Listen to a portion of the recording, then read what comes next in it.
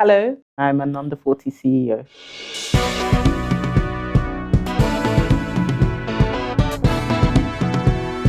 The African Renaissance. The concept that the African people and nation shall overcome the current challenges confronting the continent and achieve cultural, scientific, and economic renewal is here, with young men and women taking the lead. Some call them the new school heroes. We call them under 40 CEOs. Ighiwiyisi Jacobs has been described as an articulate speaker, writer, and entrepreneur. A trained lawyer turned creative, she attended Queen's College Lagos and subsequently the University of Lagos, where she bagged her law degree in 2006. With no actual plan to pursue a creative career path, she would later stumble on a creative edge when her sister desired to stage a set with a Lion King theme for her wedding. She would eventually script the production for the wedding and start her journey in costume production design and visual merchandising. Her firm, Hermosa Boda, which means beautiful wedding, is not your everyday business. And once, when asked how she was able to manage building such a niche business in Nigeria, her response was grit. With particular attention to window displays, Hermosa Boda builds sets exclusively created and finished for each client, and no two are ever the same. No set is ever repeated. With each set finished by hand to perfection, their promise is that there will never be another exactly like it anywhere else in the world. Ighiwiyisi Jacobs is the creative director at Hermosa Boda. All right, welcome to Under 40 CEOs, Ighiwiyisi. All right. So Ighiwiyisi, you attended Corona Primary School in Victoria Island in Lagos here, suggesting you were born and probably raised in Lagos. So tell me about growing up in Lagos. Oh, well, Lagos is still my favorite city. So I love Lagos. It's been, it's an active city. I love it. I love the sights, the sounds. I hate the fuel. I hate the smell. But other than that, it's been fantastic. And I love Corona growing up as well. It's fantastic. All right, so you left Corona and then went on to Queen's College, Yes, Lagos, where I believe you studied the arts. Tell me about it. How did you make that decision? Well, it wasn't difficult. My father was an artist. My mom read law, so we were already artistically inclined. So it was easy to do that. QC was also another experience to remember. It was boarding house from almost day one. I think I had one term as a day student and then boarding house from GS1 to SS3. So I grew up very fast, but it was fun. It was a beautiful experience. All right, so you studied and graduated from the Faculty of Law at the University of Lagos. Why study law in the first place?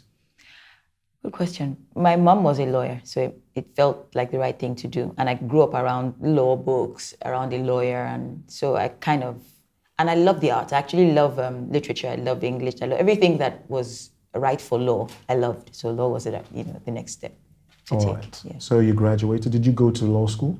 I did not. I did not, because I figured out not too long into law that I wasn't going to practice law. And I kind of just thought, you know what, I wasn't going to do law school, so I never went. All right, so you never practiced law, but how did you come upon set design? How did that happen?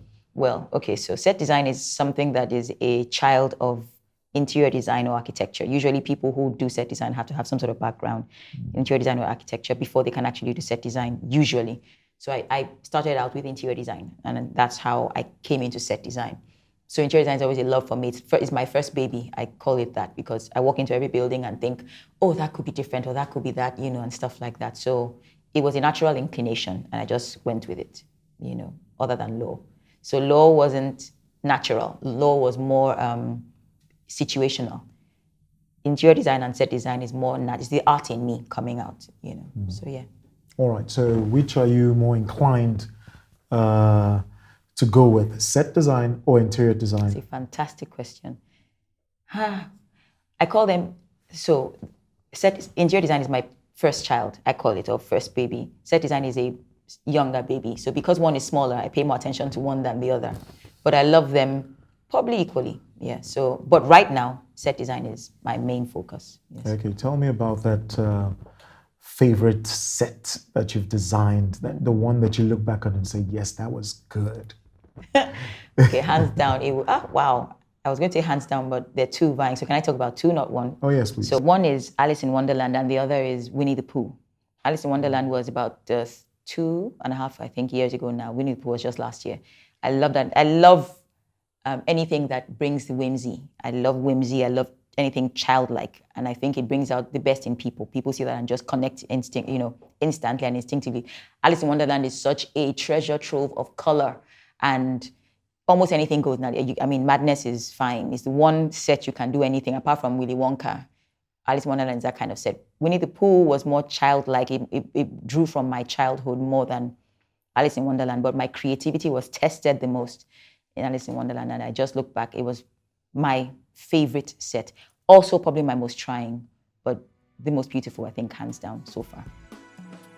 Interior design felt more natural to Ighiwiyisi than law. She started out, as most production designers do, in interior design, and in a previous interview she said it was clear to her from the very beginning that our path in design would be custom and not retail. As such, she knew that she would never own a design store where products were sold to buyers. Now I am wondering about her company name, Hermosa Boda. Is it from a dialect of Nigerian heritage or no? All right, so Hermosa Boda. How did you come about that name? Fantastic. Actually, very people have asked me that question. Okay, Hermosa Boda means beautiful wedding.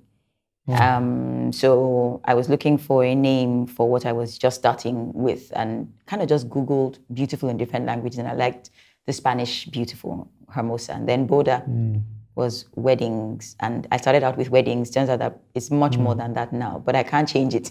We're stuck with the name. But yeah, I kind of like it, yeah. Oh, Hermosa Boda. Hermosa Boda. Okay, cool. Now I know. So tell me about the structure of your organization. Well, Hermosa Boda is very much it's a small structure, I think, that brings out big sets. So what I try to do is make it as light as possible. I keep people sort of on a, not retainership, sort of in view. So I have a retinue of people, but they don't work with me every day. So I'm here in my studio creating content, and when I need them, I call on them, and then we work flat out for like 2 months or 3 months on a project, and then go back into sort of hibernation. So that's how we work for now. It isn't my ideal. I would love very much to, as the years come, work out of one unit, have a big warehouse, for example, where you're looking at people doing what they're doing, as opposed to now where we sort of have satellite production points. So it works now for us, but I'm sure that as we go and get bigger, we'll need to have a more concentrated location, I think. So that's... All right. So how do you typically hire? Well, we sort of spread a net. We send word out. We need artists. We need metal work. But usually the main person I go to is my brother. My brother is an artist and has been a practicing artist for a long time. So he kind of knows his way around the field. So I call him my dream catcher. I just talk to him and he kind of tells me, yeah, you want to talk to this person, you want to talk to that person. So most of the time for the arts, I go through my brother. He's sort of my HR for arts, so to speak. And then the rest of it, the admin side is my husband. He helps me very much with the taxes, the receipts and stuff like that. So it's very much sort of in-house for now, but it's worked for the past, I think, 5 years. We've not gotten into trouble and we've done, I would say, well. All right. So how would you describe your leadership style? I would say very hands-on.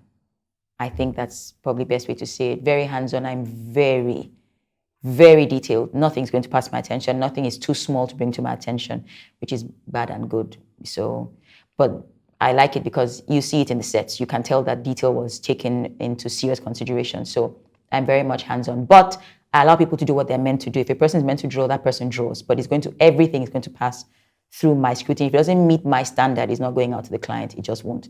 So I think that's my style. Okay. So what are the most critical lessons you've learned and can share on running a business to profitability and keeping it profitable? Yes. I think discipline is very important. It's very important to never lose sight on the goal of the business. Never once, no matter how difficult it is or how easy it becomes. We must keep the goal in view. And so every time I've learned that every little thing goes back into the business. Because it's a fledgling or a starting business, it definitely demands that kind of reinvestment. But people forget that. People think that, you can rest on your oars after the 5th or 3rd year. And that's where I think businesses start to suffer. But my one rule of thumb has always been to reinvest and put everything right back into the business consistently. And it's paid off for me as I've done so. With financial discipline being one of her major and critical lessons in business, she has also learned never to throw a tantrum or express frustration in public. She understands that strength lies in example and also knows how to utilize praise to bring out the very best in her staff. And for a business that runs satellite operations with most of the artists working on a contract basis 5 years in, I am interested in how she will further grow the business. All right. So what's your plan to further scale the business? That's a very good question. We're actually, because this is the 5th year of Hermosa Boda, we're actually now taking stock and trying to see how to run it more, like I said, like a satellite, more bigger.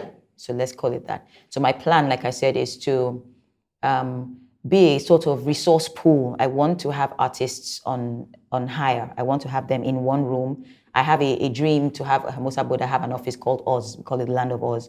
And Oz is where we think, Oz is where we create things. So I want that as very much where we move to, and to outsource Hermosa Boda to the world. I believe that Africa has a lot to give to the world.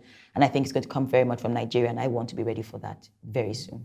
All right. So I know you're well-traveled. How has travel and interacting with different cultures helped to, shape your person and add value to the business? Beautiful question. Yes. I find that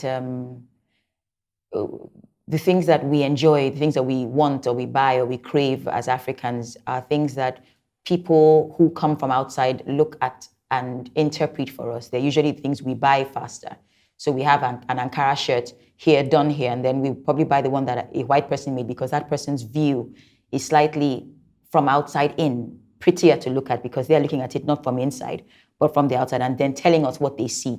So going out helps me that way. When I come back to the country, I'm coming back sort of looking from the outside in and interpreting it. So learning, there's a time I just traveled just for the sake of looking at windows. That's all the trip was about. And I went around the whole of London. I went everywhere, Bond Street. I wasn't really buying, I was taking pictures and just looking at the way they mounted things and just understanding what windows look like, because that's another part of HB, which is window design, visual merchandising. Very much, I love windows, and I think they're a tool for business. And people, Nigerians are very big shoppers, but they do not pay attention to their windows, and I think it's a travesty. So I really very much have tried my best to look at that and incorporate it into the market slowly and steadily. So traveling very much helps, and it continues to do so, and it affects my personality as well.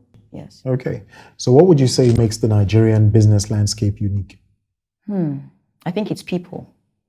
I think Nigeria has a resource that is highly untapped. There's a lot of genius in Nigeria that people are only just beginning to tap into. It's not under the ground, it's not in the buildings, it's in the minds of people. And there are many people in Nigeria. So the landscape is different because of its people. So HB is a very, very people-oriented, but it's very mind-oriented. I'm tapping into everyone who comes here is your mind I'm tapping into, not really your hands. Your hands are an extension of your mind. So I think that if the world is looking for a place of untapped potential, you want to come to Nigeria, you want to come to Africa, 1,000%, yes. All right, so tell me honestly about your flaws and failings as a leader. Yes, okay, so I get frustrated easily. It's very difficult sometimes to rise above my frustration or my emotion. Because I'm creative and because artistic in nature, I find myself less disciplined, less. I don't like talking about money. I hate to hear that I don't have enough money to do a project. Those kinds of things get me upset. So easily frustrated. But I'm working on it, and I think I'll be better as the years go by. So how important is delegation to you? Oh, wow. It is important, but I find that I don't have as much confidence in people as I should. Or perhaps maybe I've not found the people to be confident in.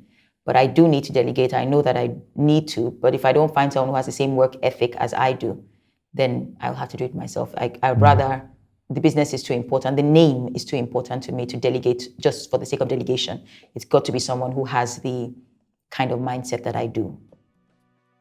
Ighiwiyisi's lack of confidence in delegation may stem from the perfection and excellence she strives for. She has mentioned in the past that she has learned to push past the pain, to work past the fatigue, until fingers bleed, until tears run free, until the work is finished and not a second before. However, as with most married executives with children, surely Ighiwiyisi must have devised a way to have some form of balance in her life. Has she? You're married with children. Yes. There's this debate about work-life balance. Is it achievable or is it a myth? What side do you fall on? I believe it's achievable. What I don't believe is that you can give equal attention to everyone at the same time. I think that is a myth. But there is a balance. It may not be an even balance, but there is some sort of juggling that can be done. You can be a mother, you can be a wife and have a successful business. It will mean that it will take every bit of you. It will test you. It will probably almost break you, but it's doable, very much so. And you can excel. I have children who sometimes don't see me for a while, but when I get there and I'm done with whatever project, I put everything into them. So it's a matter of juggling properly and never losing sight of all the balls that you're juggling. That's all. All right. So you mentioned, getting your job well done. So excellence is probably at the Very important. core of everything you do. But tell me, what other values are important to you and your firm? Integrity.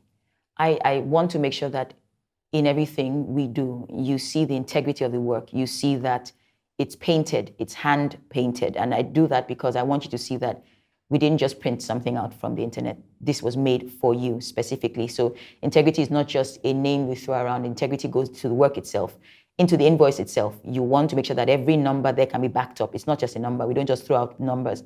Every single one can be backed up. And it's very important because custom is that way. People tend to throw the word around and abuse it. And you find that the people that come our way tend to be a bit wary of numbers and wary of people because they've been taken advantage of. So it's very important for me to make sure that you see from the very beginning, no one is trying to get the better of you. What you see is what you get, and you will get what you want, and you're sure of the quality of what you want, being given to you from HP. So yes. All right. So what would you say is the biggest letdown you've experienced in business so far? It would be an event. So I would say not like a person, or rather not an idea as much as an actual person who let me down.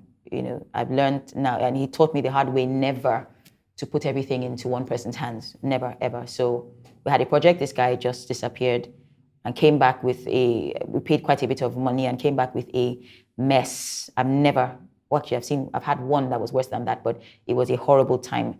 And then because I'm the kind of person to let people stay on, I don't kind of just ask people from the beginning, let him do one more project. And then he displayed even more horrible tendencies. So I've learned now that we're not going to give people a chance, more than one chance with another person's money. I never give people a second chance with another person's money. If a person has paid me for a project, then I'm going to get the very best online. I'm not going to allow people to test drive a client's work. So yes, letting amateurs on and letting people without integrity on my job and allowing them to continue has been my biggest letdown, and I vowed never to let that happen again. For a business leader who desires to deliver creative excellence time and time again, Ighiwiyisi places a premium on integrity. She has learned that problems are opportunities for relevance and works incredibly hard to solve others' problems. However, does she ever take time off work? And how does she spend her time away from work? So I have a few quick fire questions for you. Okay. What do you love to eat? Mangoes. How would you describe your style? Simple. What CEOs do you currently look up to? Tim Cook. What are your favorite brands to wear? Shakara Couture. Okay. What's your favorite car to drive? A Honda. Your favorite travel destination? Morocco. Your favorite book of all time? Chronicles of Narnia. All 7 of them. Nice. And what book are you reading right now? Exodus. In the Bible. Okay. So lastly, I would like to know, Ighiwiyisi, what makes you happy? Beauty. Beauty. Beauty makes me happy. Beauty in all its forms. If I find beauty, I'm happy. If I'm able to see it, express it, touch it, I'm happy. Beauty. Definitely. Amazing. Thank you for coming on Thank Under you 40 for having CEOs. me. It was a pleasure. Thank you. Hello, you too can be an under 40 CEO.